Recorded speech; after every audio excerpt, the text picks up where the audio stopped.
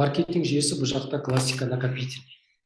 Осы уақытқа дейін бинар накопительный естіп жүрсе, бірақ бұл классика накопительный. Бірінші түрлі доход реферальный бонустың өзі бірінші уровеньнан бесінші уровеньға дейін түседі. Жалпы реферальный бонус бүкіл компанияда одноразовый. Әркім өзі жеке шақырған адамын алады, болды. Ал бұл жақта реферальный бонус 5 поколений, то есть 5 ұрпақтан түседі. Жалпы қазіргі таңда продуктының құны 33.825 теңге. Бірақ қазіргі таңда бізде мына кірудің өзі керемет жеңілдікте тұр, 26.500 теңгемен осы бизнесті бастайсыз. Өзіңізге керекті бір өніміңізді аласыз, сізге реферальный бонус 10% ашылады. Бірақ астыңыздан бір адам келіп 157.875 теңгеге тіркелді ма, ол адам 5 өнім алды ма, автоматты түрде ол 20% дәрежеге көтеріледі. Сіз де ол кісі тіркелген үшін 10% аласыз әрине, бірақ одан кейін автоматты түрде 20% дәрежеге көтеріліп кетесіз. Немесе үшінші линияңыздан бір адам, я төртінші линияңызда 30% дәрежемен тіркелді ма, оны шақырған адамда 30%-ға, сізде 30% дәрежеге көтерілесіз. Тағы да ескертіп айтамын, бұл жерде маркетинг жүйесі классика накопительный болғандықтан бүкіл товарообороттың барлығы накопительный.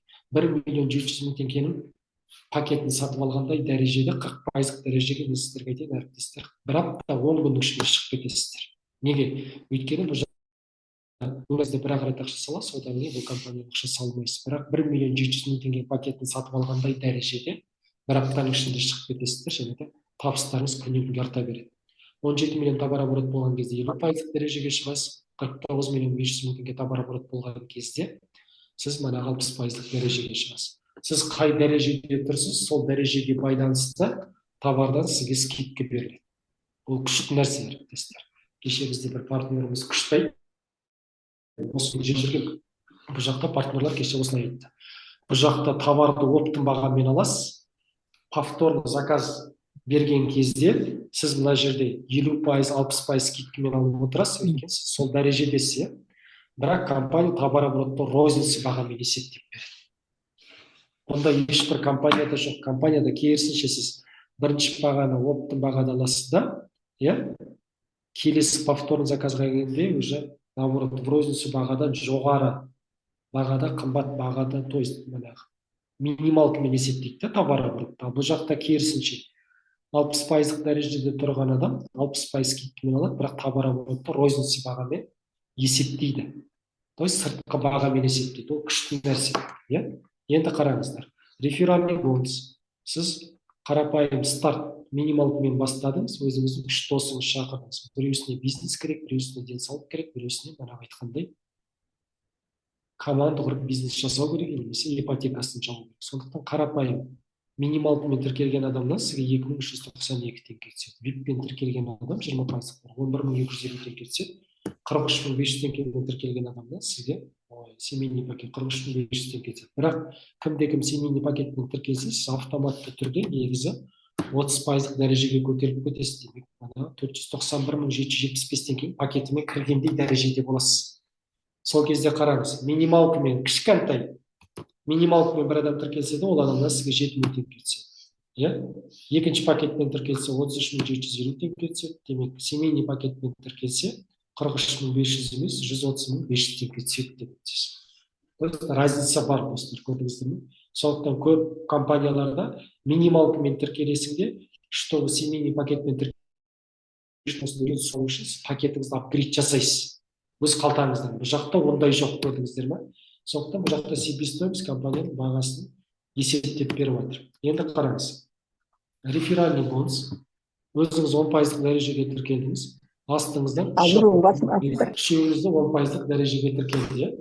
Бұл жақта сіз 10% дәрежеде тұрсыз, кірген суммаңыз 33.825 теңге. Осыған қатты мән беріңіздер. Қазір әріптестер қараңыздар.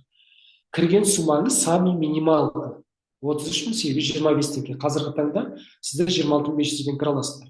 Сол кезде 3 досыңызды шақырасыз, әрқайсысынан сізге 10%-дан түседі.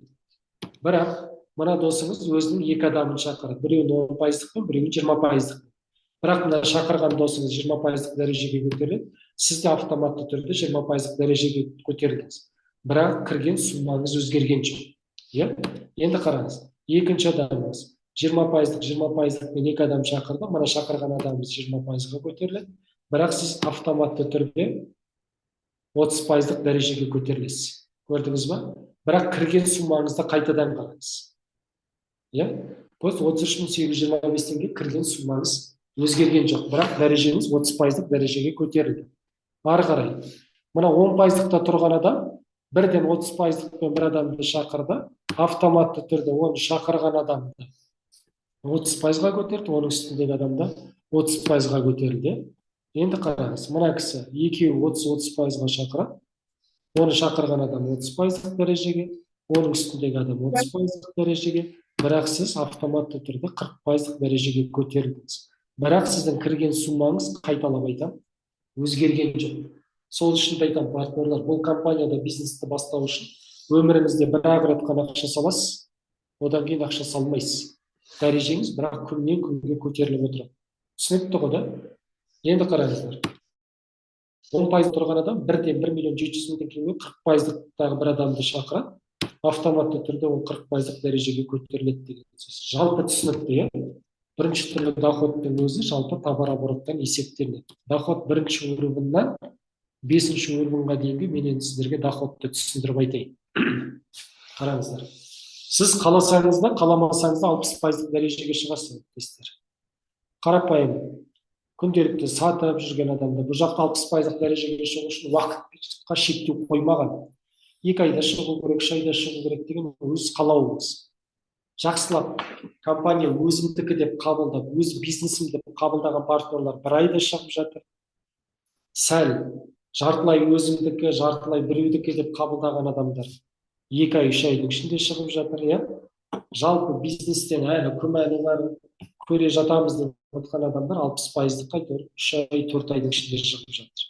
Сондықтан бұл жақта сіз 60%-ық дәрежеге шыққан кезде астыңыздан лидерларыңыз бар. Біреу 50%-ықта, біреу 40%-ықта, біреу бағана айтқандай 30%-ықта. Сол кезде 50%-ықтағы адам өзінің астынан бір адамды шақырды. Ол сол шақырған адамынан автоматты түрде ол кісіге 50% 60.000 теңге ақша ол кісіге түсті, иә? Бірақ 50% мен 60%-ның арасындағы процент қанша? 10%. Сол 10% сіздің шотыңызға келіп түседі, 11.000 теңге ақша. Оның астындағы партнерларды дәл солай өздерінің шақырған әрқайсысына тек қана личный процентіне қарайды. Глубинасына қойды, қаншасы адам кірсе де бәрібір. Главное, личныйдың процентіне қарап, 3 адам тіркелді, астына 33.000 теңге сіздің шотыңызға келіп түсті. Олар общий суммарно 351 адам шақырсын, әрқайсысынан 11.000 теңгеден сіздің шотыңызға 3.761.000 теңге ақша келіп түседі деген сөз, достар. 40%-ықта тұрған партнерімізді дәл солай, жеке шақырған адамның 40%, екеуіңіздің араңызда 20% разница бар, әрқайсысынан 22.000 теңге сіздің шотыңызға келіп түсті, иә? То есть 3 адамнан 22.000, 66.000 теңге келіп түсті.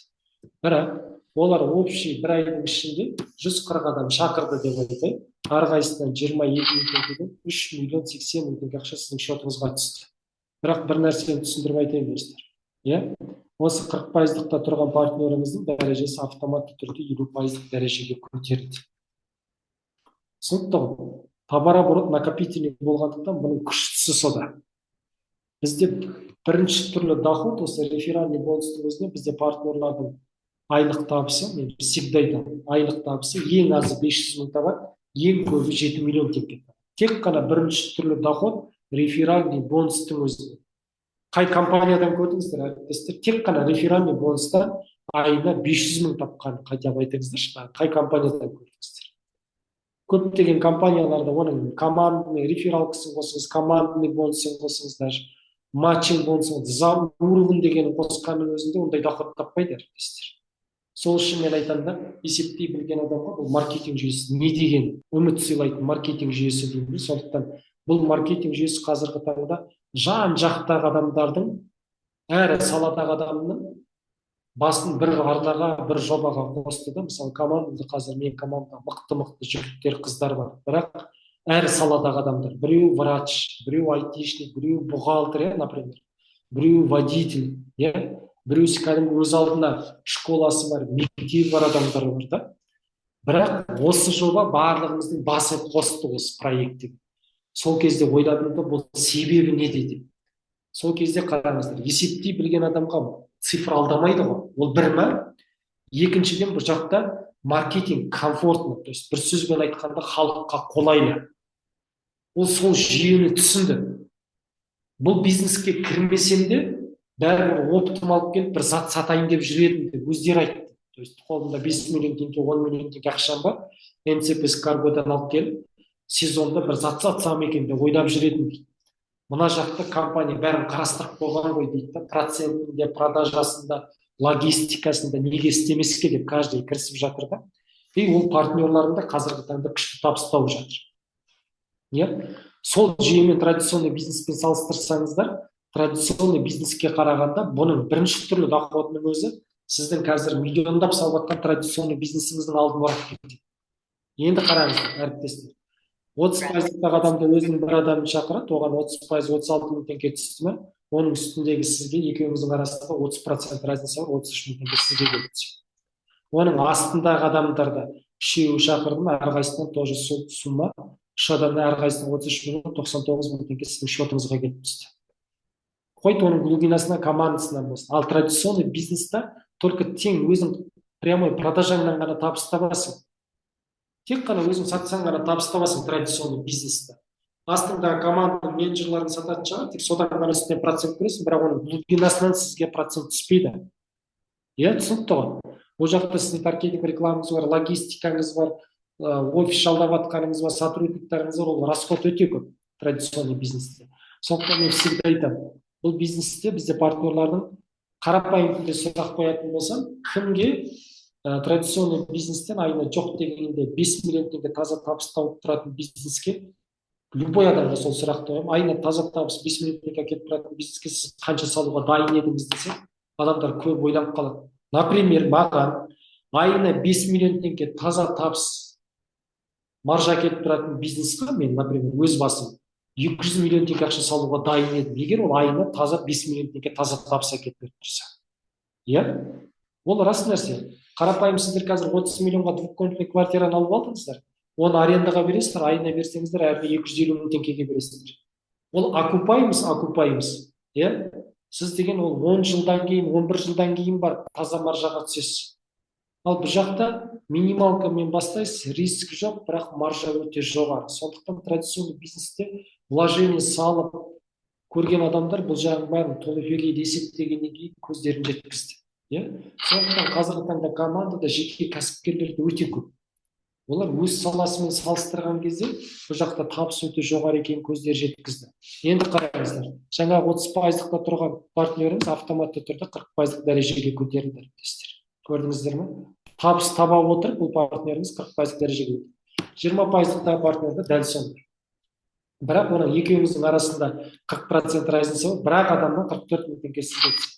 Оның структурасындағы адамнан әрқайсысынан 44 мың 132 мың теңге ақша түсті.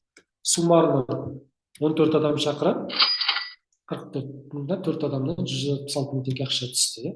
Бұл тек қана бірінші түрлі доход достар. Жаңа айтып айтқанда 20%-тағы партнеріңіз бірден 30%-лық дәрежеге көтерілді. Енді қараңыздар. Реферальный бонус, менде мысалы 15 личник бар. Соның 10-ы от души жұмыс жасап жатыр. Олар өз алдына шақырды, екінші линияңызда 100 личник. Үшінші линияңызда сізді ойлап қараңыз. 1000 личник. Бірақ мен үшінші линиямда бір жігіт бар. 2 ай жарым ішінде 160 личниктер келген. Ойлап қараңыз. Олардың алдағы уақытта, егер сол 160 личникті 100-ы бұл бизнесте серьезно қабылдайды. Өйткені бұл жақта өнім өздігінен сөйлейді, маркетинг жобасы өте адал, әділ түрде төлейді. Сондықтан бұл жақта қанша личник тіркейсіз, сол личниктің бәрі жұмыс жасайды. Бұл анандай маркетинг емес.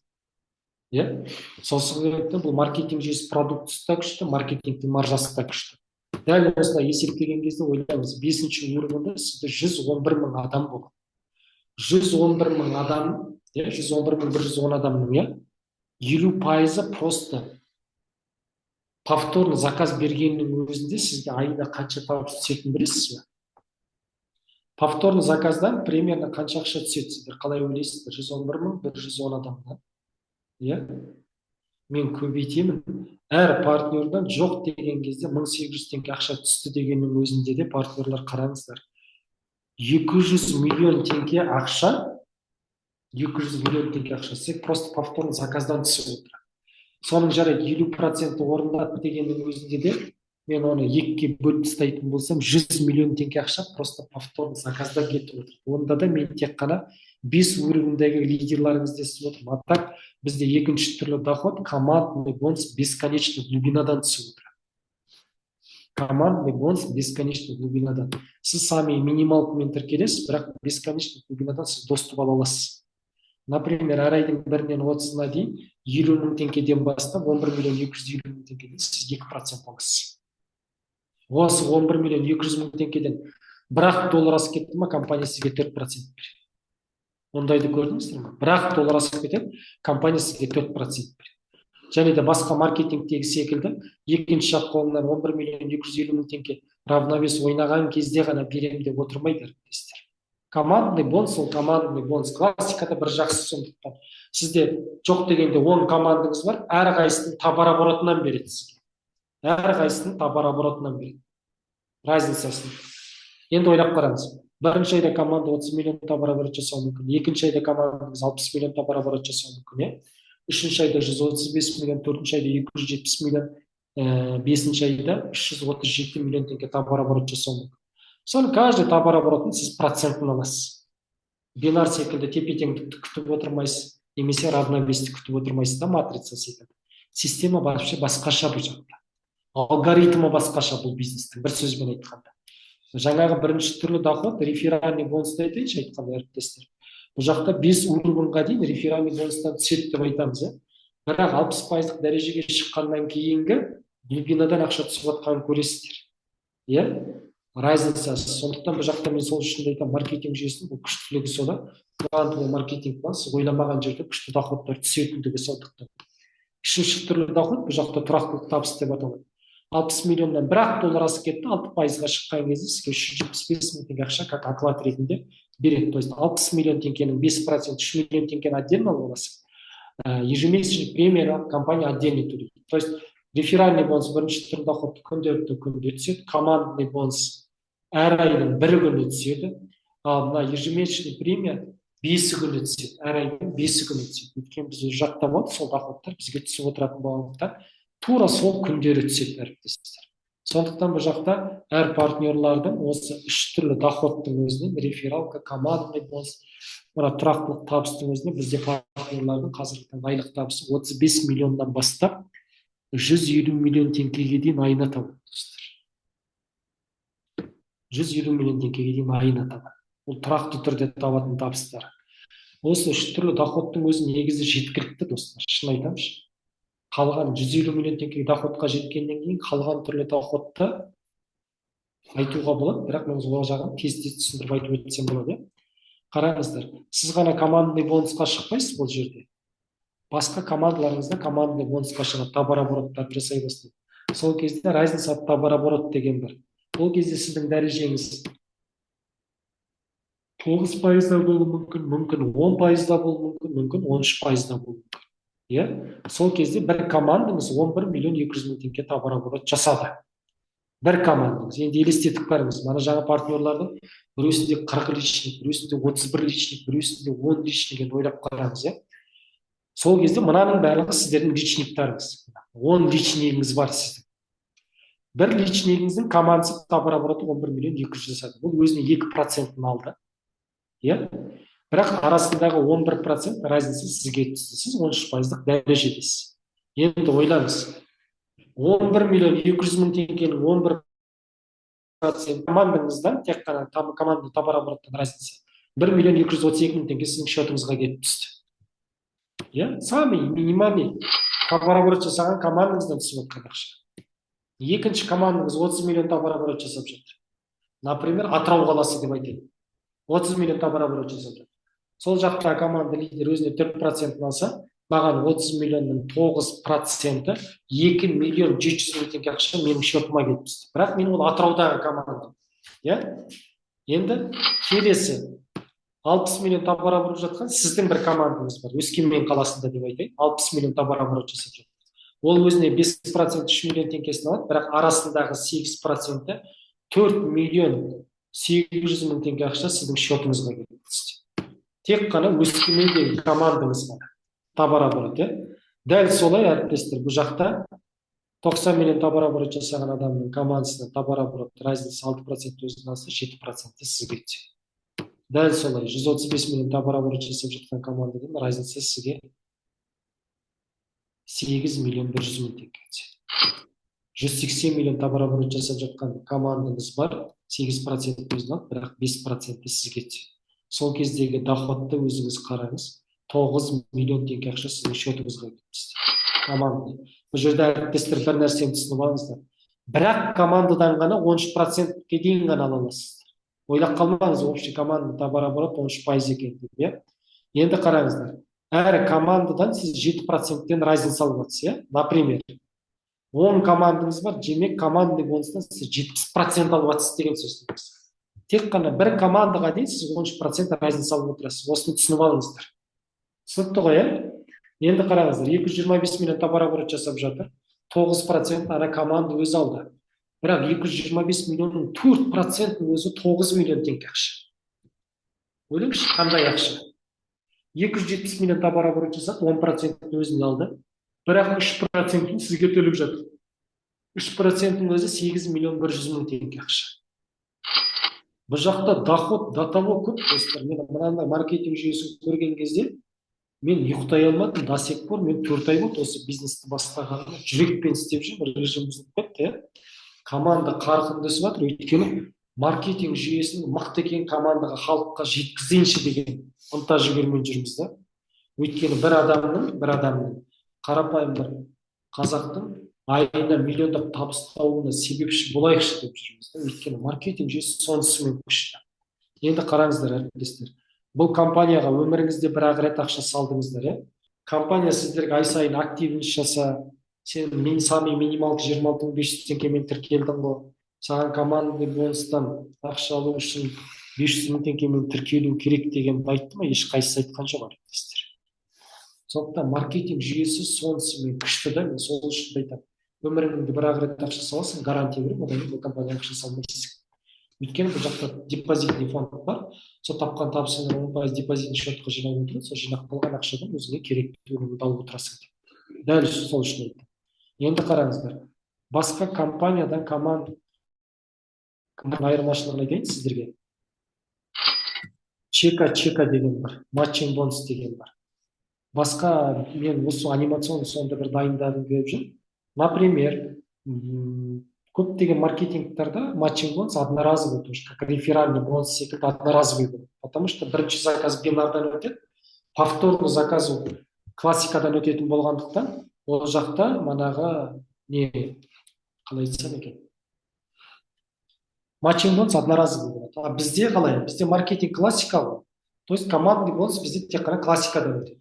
Сондықтан бірінші заказ, повторный заказ, промоушн өтіп жатқан заказдардың барлығы классикадан өтетін болғандықтан бізде матчинг бонус тұрақты түрде ай сайын как классикадан түсіп отырады. Сонысы күшті да. Енді қараңыз, дәл солай заместитель орынбасар боласыз. 4 линияңыз дейміз ғой, 4 бетіңізден 60%-ға шығатын лидерлар шығады. Қаласаңыз да, қаламасаңыз да шығады. Өйткені бұл накопитель товарообороттың барлығы. Сол кезде 600 миллион товарооборот болған кезде сізге 2 линия ашылады. То есть бірінші линияңыздан сіз манағы 40% көресіз, екінші линияңыздан 10% көресіз. Бұл матчинг бонус, достар, чека түсіп отыр. Сол кезде ойлаңыз, бір лидеріңіз 60 миллион товарооборот жасап жатады, одан сізге 40% 8 миллион теңге түсті. Екінші линияңызда бір лидеріңіз 30 миллион товарооборот жасап жатады, доход табады, товарооборот деп, табыс табады. Соның 40% чека матчинг бонус 12 миллион теңге сіздің счетыңызға. Тағы бір лидерің 50 миллион теңге таза маржа тапты, чека матчинг бонустан 20 миллион сіздің счетыңызға кетті. Ал 100 миллион теңге товарооборот жасаған, табыс тапқан лидеріңіз бар, лайын соған жеткізсін. Каждый личниктарыңыз айына 100 миллион тапсын, сізге қалай рахмет етеді. Сол кезде сол лидеріңіздің тапқан табысынан компания осындай лидер шығарғаныңыз үшін деп 40% матчинг бонус чека сіздің счетыңызға кетіп береді. Сол кезде ойлаңыз, тек қана 4 линияда дәл осындай табыс тауып отқан адамның өзіне, сіз заместитель орынбасар болған кезде, матчинг бонустың өзіне сізге 80 миллион теңге табыс түсті. Екінші линияңыз ашылады. Әрқайсысынан 10%-дан ойлаңыз. 1 миллион теңге мына кісіден, 2 миллион теңге мына кісіден, 30 миллион, 40 миллион, 50 миллион тауып жатқан екінші линияға лидерларымыздан түсіп жатыр, глубина түсіп жатыр, общий суммарный есептей береміз. Сол кезде заместитель орынбасарлықтың өзіне статусқа шыққан кезде 116 миллион теңге тек қана айына түсетін доход достар. 116 миллион деген ол күшті ақша. Айына бір коттедж сатып алып жатсыз, айына немесе бір екі бизнес помещение сатып алып жатсыз. Өздеріңіз ойлап қараңыздар. Сол сияқты елестетіп көріңізші өздеріңіз. Сол кезде директорлық статусқа бізде Қазақстанда жоқ, бірақ Қытайда көптеген партнерлар директорлық статуста. Олардың айлық табыстары сұмдық. Олардың айдап жүрген машиналар шет-шетіне Майбах, бір сөзбен айтқанда. Иә? Осындай проект бізге Қазақстанға келді. Олар жақтағы партнерлар, мына Қытайдың бизнесі бізге атамыздан қалған мұра емес қой. Бірақ мен сіздерге бір нәрсені түсіндірейін. Бұл проект Қытайдан келген, бұл маркетинг жүйесі Джумун Груп корпорациясы атамыздан қалған мұра емес. Бірақ артымыздан мұра қалдыратын күшті маркетинг жүйесін алып келді достар. Директорлық статусқа жеткен партнерлардың айлық табысы бізде 7 миллиард 500 миллион теңге әріптестер. Мына директорлық статусқа шыққан бізде Ханзон деген партнеріміз бар. Компанияның основателі емес, алып тастаңыздар, компанияның основателі дым қатысымшы. Қарапайым біз секілді партнер 26.500 теңгеден бір спрей сатып алып бастаған кісі ғой. Қазіргі таңда айлық табысы 7 миллиард 500 миллион табады әріптестер. 13 миллион доллар табыстады. Компания жаңадан кіріп жатыр, келіп жатыр, продукты барысын толыққанды жеткізіп жатыр. Күту мерзімі бар. Келетіні күту мерзімі 10-15 күн, ол түсінікті нәрсе. Қазір Каспийден де предзаказ тауарларға заказ берсеңіз де, сіз сол күту мерзімі бар, күтесіздер. Қалған барлығын компания продукттың сапасына жауап беріп жатыр. Түсетін ақшаңызға жауап беріп жатыр. Барлығы компания қазір жауапты түрде кірісіп жатыр. Сондықтан тек қана директорлық статустың өзінен сіз бірінші линияңыздан 50% аласыз. Екінші линияңыздан сіз 20% аласыз әріптестер. Ары қарай үшінші линияңыздан сіз 10% аласыз. Төртінші линияңыздан сіз 5% аласыз. Сол кезде тек қана директорлық статустың өзінде, матчинг бонустың өзінен 314 миллион 400 мың теңге ақша түссе, бұл потолок деген сөз. Жалпы алынған кезде табыс көзін есептейтін болсақ, реферальный бонустан 10 миллион 745 мың теңге, командный бонус, разница премия, разница от товарооборот, заместитель орынбар, директорлық статустан сіздер күшті ақша табасыздар. Жалпы общий суммарный есептеген кезде бұл жақ доходта маркетинг жүйесі өте күшті әріптестер.